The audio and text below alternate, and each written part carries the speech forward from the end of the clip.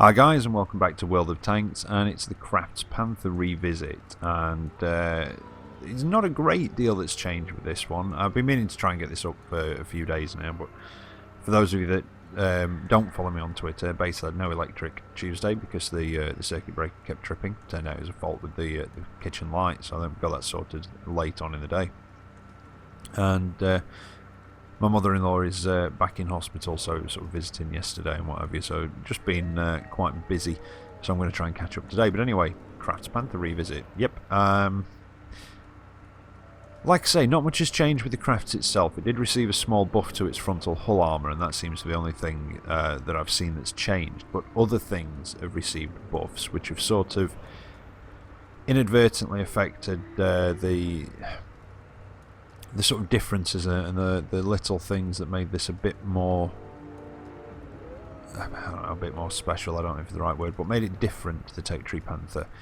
And like I say, this hasn't been nerfed or anything, but you know, the other buffs on the other stuff has had an effect on this. Just for the differences, like I say. And I got this last year when they first came out, and I've not really been in it. I went in it quite a bit when I first got it, and then I've not really been in it since for a long time, until I started getting the footage for this. Now, the replays I've got, I think I've got a few, and some of them are before it got the buff to the frontal armour. I think one of them may be after.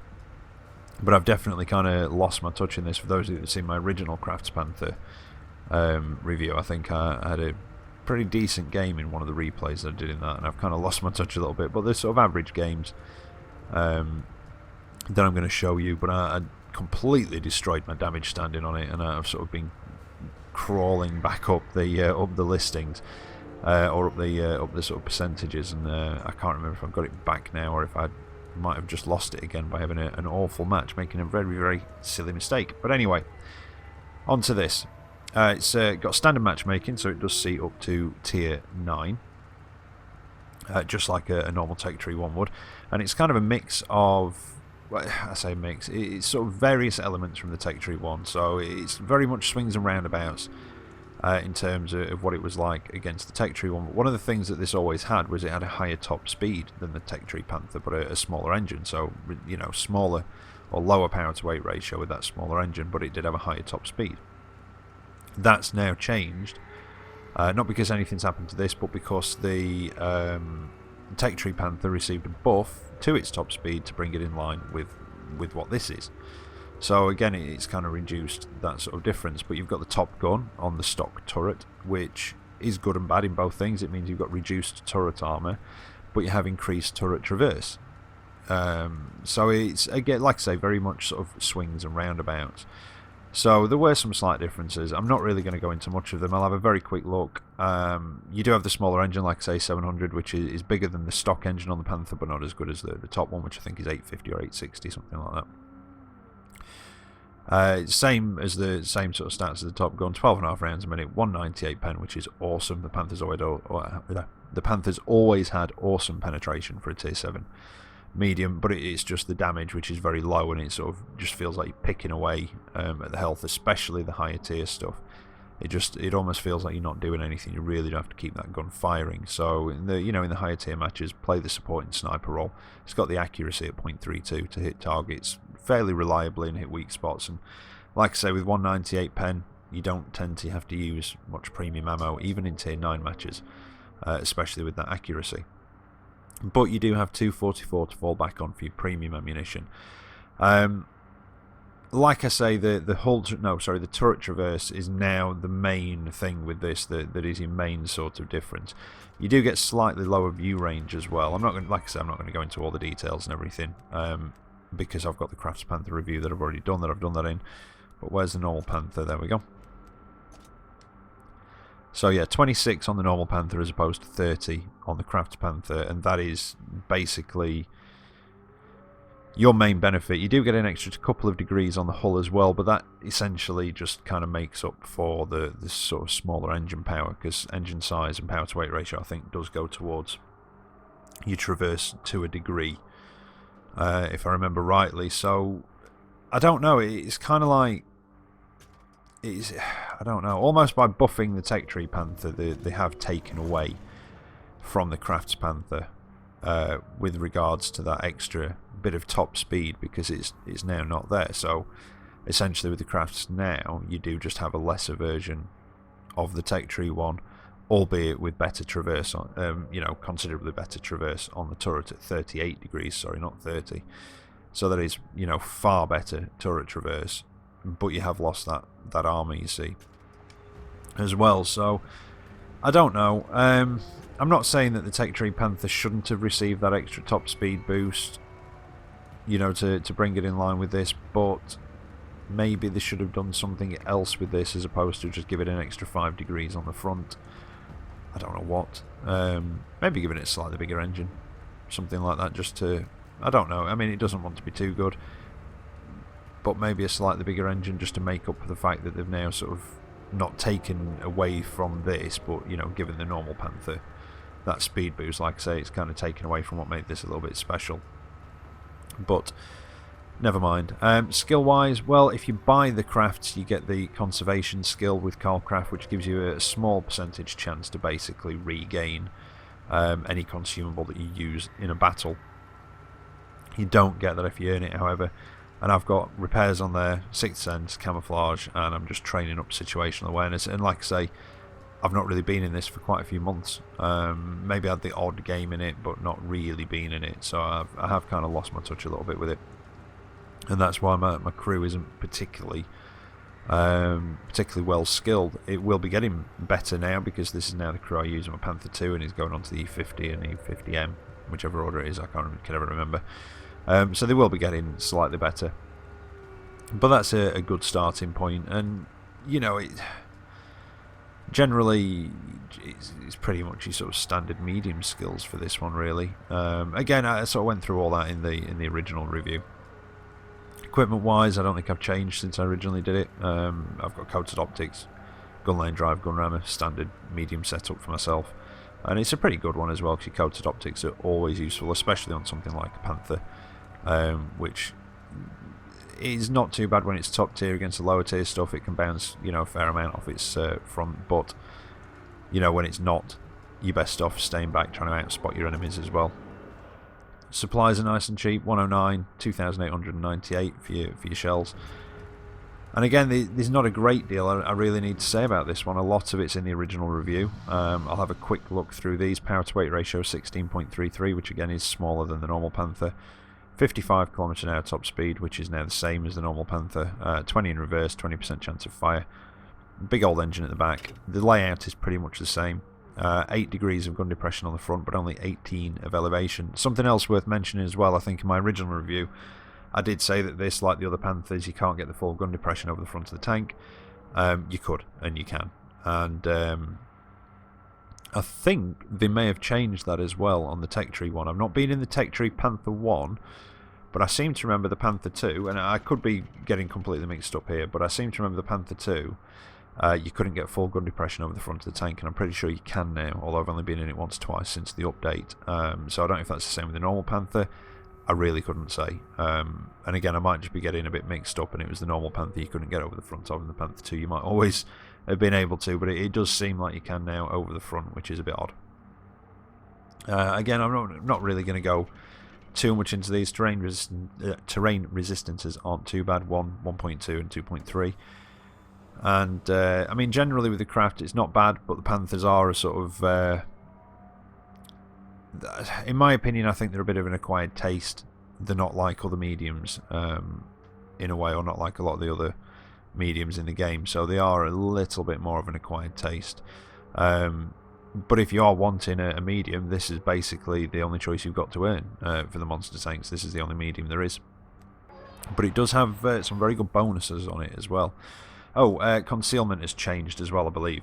When this came out last year, the perma-camo wasn't accounted for in the concealment rating. The theory being that basically tanks with perma-camo have the higher concealment rating, but if you put camouflage on a tank without a perma-camo, in theory it should bring it up to the same camo rating. So, say the Gorinich or the Lycan with the T71 is a good example, because obviously they're sort of same. So, in theory, if you put camo on a normal T71, it would have the same camo rating as a Lycan, but there's no real way of testing that because we don't have active stats. You know, it doesn't increase when you put camo on it.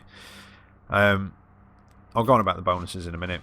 Crew members, ammo blocks, basically the same location as normal Panther, same as the crew and everything else. The basic layout is the same. Armour wise, like I say, the only buff it's received is to the front, which has gone from 80 to 85. So your armour layout is now 85 on the front of the hull, 50 on the sides, 40 on the rear, 100 on the front of the turret, 45 sides and rear. The upgraded turret gets, I think, 120, 60, 60. So you have lost some of that armour, but you have gained traverse, so you can track targets better. But again, there's nothing really to show. The machine gun port is not a weak spot on the front. It's just a very solid upper glacis, and there's not really much else to say about it. If you can't pen one of these, chances are if you can't pen the front, because obviously the effective thickness will be thicker, you could probably put it through the turret, although the gun mantle can bounce a few shots, but it's got a nice big commander's hatch for you to hit on top there as well. So again, I don't really see too much point in going through these specifically, because it is pretty much the standard layout of a Panther, albeit with a sort of combination of the top gun with the stock turret. But I do like the look of the Kraft Panther, I really do. I like the Zimmerit coating, I think that's fantastic. I even like the damage on it, because I've read the comic recently and understand where that damage comes from. And if they have tied it in with the comic in that way, it comes from basically they get attacked by a fighter plane. They're not in the tank at the time, and it's the only one that actually survives the encounter, but it does get strafed quite a bit. But like I say, I know a lot of you watch the original one. I know a lot of people are familiar with the Kraft Panther, which is why I've not really gone through a lot of the armour things individually, but just sort of mentioned the sort of buff that's happened to this, and you know, the effect that the buffs on the other vehicles have had on it. But the bonuses are worth mentioning. You see, it has a 56% silver bonus, which is really high for a... Well, that's a high bonus for a tier 8. Most are around sort of 50%. So for a tier 7, that's a damn good silver bonus of 56%. And quite a decent 20% crew, 20% XP bonus as well. Tier 8's normally about 10 to 15 average. And obviously the lower down the tiers you go, the higher the XP bonus, the lower the money bonus. But yeah, 56% on a tier 7 is quite nice. But anyway, enough of me rambling on about this. Let's get into the replays and see it in action. Right, so here we are for the first of the replays, and it's a tier 7 match on Pacific Island. As you can see then, it's an encounter. And like I said in the garage, I've definitely lost my sort of touch with the Kraft Panther, but hopefully these will be sort of... Well, they are average games, you know, these are sort of the average games that I was having in it. It is capable of much more, as I think I showed in my original review of it. But these were the sort of things that I was just getting sort of average, well, yeah, average games, like I keep saying. But it's... I don't know. I just feel that it's maybe lost something with that buff to the tech tree ones. But I had some awful games in this as well, where I just don't think I was playing it properly. Simple as that. I was sort of being a bit too aggressive, or just going to the wrong place at the wrong time, kind of thing. And I really did just destroy my damage standing on it. I think I got up to about 70 something% and dropped it down to, I think it was about 59, something like that, and then I sort of built it back up and then lost it again. And at this point, well, I'm quite peed off that my ammo rack has been damaged already, but where I was, I don't even know why I charged down there. It was a bit of a silly mistake, but I think it was that, or continue to be shot where I was. You know, I was sort of up in a, not in a bad position, but it just sort of went bad. Got spotted, there were a few things, got hit, got my ammo rack damaged, and basically got completely and utterly screwed by charging down there. And I'm now on about, what's that, 35 health, damaged ammo rack, damaged tracks, damaged everything, and yeah, we're just over 2 minutes into the game, so fantastic position to be in at this point. And I think I just thought, you know what, bugger it. But again, it was one of those matches that, you know, although I was an idiot at the beginning and it all went horribly wrong, it doesn't end up too bad at the end, I don't think. Although I am now trying to chase down this this leopard. Finally, somebody killed him, not me. I probably could have just stopped and taken aim at him, but I didn't want him to get away. And like I say, I just kind of had enough. And while I've been prattling about around there, getting well, completely destroyed and chewed up, the team have not been too bad. They've been quite busy. And taking down an extra couple of people. Well, an extra couple. I've only taken down one, seen one taken down, but it's 7-5 in our favour. But now they are capping, so I'm going to try and get around. And one of the things with the Krafts, with it having that smaller engine, it will feel a bit more sluggish than a Tech Tree Panther. But that used to be alright, because once it picked up speed, it was, you know, quicker. And it has knocked me a bit, really, that buff to the Panthers. Like I say, you know, I'm not saying that they shouldn't have got it, but I just feel that they should have then done something else to this to give it that not edge. It's never that it was better than the Tech Tree Panther. It was, like I said before, it swings and roundabouts. There were some things that it was better than a normal Panther at. There were some things that it was worse than a normal Panther at. But now it just generally seems worse than a normal Panther, apart from, I mean, I'm not taking into account obviously the extra earnings, but just the actual stats of the tank. And apart from that extra sort of extra turret traverse, that's it. It's just worse than the Tech Tree Panther now. In more ways than it sort of excelled at it. You know, before it kind of leveled it out and it kind of balanced it, whereas now it just feels that it just, like I say, it just does feel worse. It's got the same gun, you know, it's no better or worse in that respect. But I still like it. I don't know, I just like the way it looks. And I think I'd like to get a bit better in it again and start practicing in it a bit more. But at the minute, just trying to get rid of this KV. There he goes, although there's still somebody in cap, and it's not the ISU one, it's not the SU 152, it's that KV. Got one into him, reset the cap. One of us would have done so. There's a couple of us down here, although that medium around the other side looks like he's getting a bit surrounded. But with the pen on this thing, I shouldn't have any problem penning that KV2 unless I catch it at a funny angle, or maybe off the gun mantle possibly, but even that I think... Nope, yep, funny angle. And gun mantle, I think that was. But I've got to be very, very careful. Very careful. I'm using this wreck though as cover, because if HE hits a wreck, I don't think they've changed this, but if HE hits a wreck, it seems to absorb all the splash damage, which is quite bizarre. I don't think it does it with the wrecks that are scenery. I think it only does it with actual wrecked player tanks, but they do seem to absorb splash damage from them.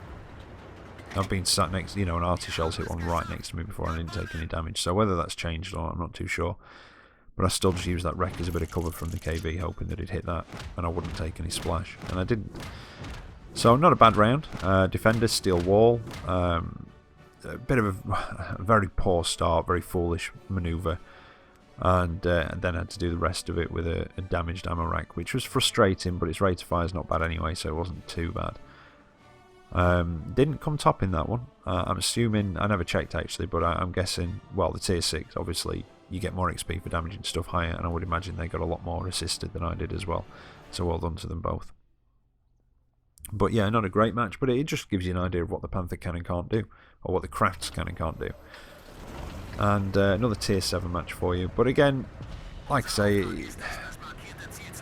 now it is very similar to the Tech Tree one. It's just a more sluggish version of it, but it does look a lot better.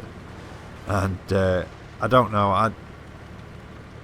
I do feel that extra turret traverse is nice. It is nice to have that really good turret traverse, because it does help with tracking targets, especially fast moving targets, and anything that tries to circle you. I mean, I know with the normal Panther you can move your hull and your turret at the same time, but with that extra, is it 12 degrees of traverse on the turret, it does make tracking stuff that's trying to circle you a hell of a lot easier. But like I said, you do lose a little bit of view range as well. Now, being top tier, I'm going to move a bit further in, and again, not a great round, just pretty average, but I think it's probably a good demonstration of it. A bit of a spoiler, I do get a top gun out of this match. Not a great amount of damage though, so I do feel like I poached a little bit, so it'd be, or I did at the time, definitely felt as though I poached a little bit. So it'd be interesting to watch this one back and see if I did do a bit of poaching. It was unintentional if I did, but I did feel as though I did a bit of that. Now there's a light tank on the enemy team that's gone down towards where the cap would be in a normal battle, a standard battle. But if there's a light tank that's gone down there, there's generally a few heavies, mediums that will be up on that ridge just off to the right. However, we've got a light tank creeping up that ridge in the middle that quite a lot of tanks, you know, in a standard battle you'll always get TDs on there and what have you, and he's crept up there and he's not seen anything over towards us, so you know, it felt like a decent time to push down and try and get rid of that light tank. There he is. Get a cheeky shot into him. Just keeping an eye on the map. I am aware there's a TD up there behind me, but he seems to be preoccupied with that medium. Another one into the MT25 because it was auto-locked because he was going straight, so didn't see the point. Just being a bit lazy there, to be honest. Normally, I'll use the lock-on if I'm circling something because it's just a lot easier, especially when you're doing it at speed in a light tank, or I use it for target acquisition. So I'll press it, see if I can, you know, sometimes you're not quite sure if you can see that tank. So if you use your lock-on, if it'll lock on, I'll then aim in myself and take the shot, or, you know, whatever. Occasionally I do feel a bit lazy and use it a bit more than I should, you know, it's one of those things, but generally I will use it for target acquisition. It just seems a lot quicker and very handy for getting your gun over the target before you actually look through your sights and aim for your weak spot or aim your shot yourself. And it's quite a useful tool for that. I wouldn't recommend using it normally against moving targets unless they are moving straight towards or away from you, but even then you're still probably better off aiming. But it's yeah, it is good for just acquiring the target in the first place, for you to then, you know, aim in and line up your shot or whatever. Now it's got a good rate of fire, but I'm just keep missing. Managed to get him that time. He's not giving me much to shoot at, but each time he pops up I'm managing to get a couple of hits in. The T25/2 is being a lot more evasive though. See if I can get him. No, it dropped down. I was hoping to try and track him up there. And I hit him, but didn't track him. He took a bit of a beating that time he popped up. Is he going to come back up, or is the that steering wheel coming back up? Now they seem to have backed off, so I decided to creep across. However, it does pop back up. I do take a hit from the T25/2. So just unfortunate they were sort of hiding back there waiting. I did think that they may have decided to back off and sort of fall back, but they didn't. Although it could have been far worse, I could have taken a hit from the steering wheel. It just seemed to be from the T25. Looking at it, although, yeah, I'm not too sure. Although I managed to take out the steering wheel. See, the T25 did hit me because it damaged my tracks, but I wasn't paying too much attention to my health before that. I didn't think I'd taken any hits, so I think the steering may have clipped me as well, but didn't damage any modules. I've taken another one from that T25/2, so I'm going to have to be careful. Just used the lock-on just to see if he was there for me to aim at. You see, with the lock-on, generally, if there's a part of the tank that's sticking out that you would be able to see and hit, or see and aim at, shall I say, because RNG determines whether you hit. then it will lock onto them, but it will lock onto centre mass. So that's why it's, you know, with him I just pressed it just to see if it was popping up enough for me to actually aim at anything on him, and it was. So then I, you know, aimed in and took the shot. But now, you see, we seem to have taken most of that side of the map, although the radio range isn't brilliant on this. 550 metres, so when you're at the outer edges of some of these bigger maps, you will struggle to keep in touch with some of your team. In fact, I'm surprised I can still see Artie, although, having said that, it does appear as though I can see most of the tanks to the left. Yeah. I may have got my radio rangers confused on this one. But it does feel as though... I'm sure I remember on some of the bigger maps I've had trouble seeing the team at the other end. But then again, I suppose it depends on how spread out they are. If any of those tanks have got the relay skill, you know, don't know how skilled they are, they can relay your radio range across the map. So yeah, a little bit of poaching there. Unintentional, you know, not as I was waiting, just came across tanks that were very low health and managed to take them down. Well, there you go, Kraft's Panther. Now just a slightly more sluggish version of a standard Panther, so a little bit disappointing that those buffs did happen to the other tanks, but then again, you know what you're going to do, these things happen. A little bit of power creep, I suppose, in a way. But the only really difference that's being done to the Kraft itself is that extra 5 degrees on the front. But there you go, hope you've enjoyed that. I'll be back with another video hopefully later on today, so until then, take care out there and I'll catch you next time. See you later.